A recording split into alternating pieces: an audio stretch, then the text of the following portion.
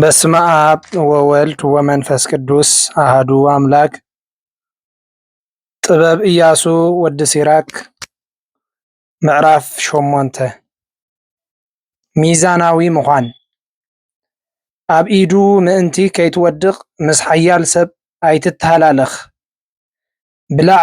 ብላዕ ሂቡ ከይስዕረካ ምስ ሃብታም ሰብ ኣይትበኣስ። ከመይ ወርቂ ንብዙሓት ሰባት ኣጥፊኡ እዩ፣ ንነገስታት ድማ ኣበላሽዩ እዩ። ናግራም ምስ ዝኾነ ሰብ ኣይትማጎት። እዚ ኣብቲ ኣጉድዎ ዘሎ ሓዊ ዕንጨይቲ ምውሳኽ እዩ። ነቦታትካ ከይተዋርድ፣ መዕበይ ምስ ዘይብሉ ሰብ ኣይትዋዘ። ካብ ሓጢኣቱ ንዝንሳሕ ሰብ ኣይትንቀፎ። ኩላትና መቕፃዕቲ ዝግባአና ሰባት ምዃንና ዘክር።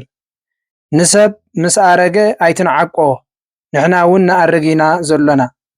ዝኾነ ይኹን ንሱ ሰብ ሞይቱ ኢልካ ኣይትተሓጎስ። እኳ ደኣ ኩልና መወቲ ከም ዝኾንና ዘክር። ንዘረባ ፈላጣት ኣይትንዓቆ፣ እኳ ደኣ ነቲ ዝብልዎ ምስላታት ኣጽናዕዮ። ከመይ ካባታቶም ትምህርቲ ክትቀስም ኢኻ። ንዓበይቲ ሰባት ከመይ ጌርካ ከም እተገልግሎም እውን ክትምሃር ኢኻ። ንዘረባ ዓበይቲ ሸለል ኣይትበሎ፣ ከመይ ንሳቶም እውን ካብ ኣቦታቶም እዮም ተማሂሮምዎ። ካባታቶም ምስትውዓል ክትድልብ ኢኻ። ኣብቲ ዘድልየሉ እዋን እውን ከመይ ጌርካ ክትምልስ ከም ዝግባአካ ክትምሃር ኢኻ። ሓጢኣተኛ መመሊሱ ሓጢኣት ንኽገብር ምኽንያት ኣይትሃቦ። እንተዘይኮነ ንስኻ ንገዛእ ርእስኻ ኣብቲ ንሱ ዝኣጎዶ ሓዊ ክትጥበስ ኢኻ።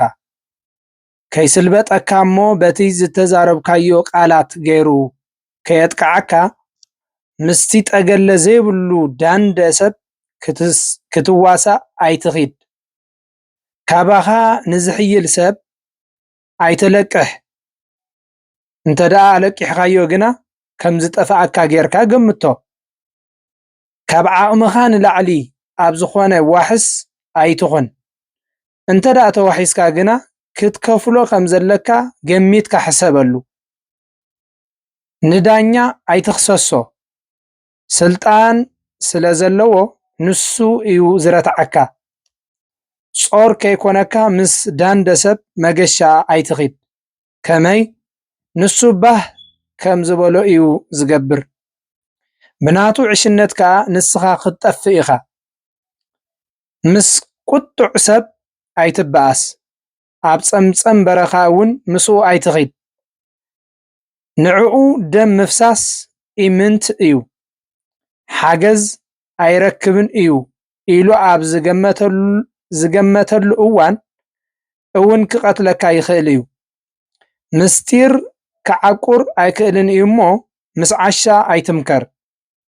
እንታይ ከም ዝውለድ ስለ ዘይትፈልጥ ነቲ ብምስጢር ክትሓዝ ኣለዎ እትብሎ ነገር ኣብ ቅድሚ ባዕዲ ሰብ ኣይትግበሮ። ሓጎስካ ምድርባይ ምእንቲ ከይኮነካ ምስጢርካ ንዝኾነ ሰብ ኣይትግለጽ። ወስብሐት ለእግዚአብሔር። ስለ ቃሉ እግዚአብሔር ኣምላኽ ዝኸበረን ዝተመስገነን ይኹን። በረኸትን ረድኤትን ናይ ቅዱስ ሲራክ ምስ ኩላትና ህዝበ ክርስቲያን ይኹን።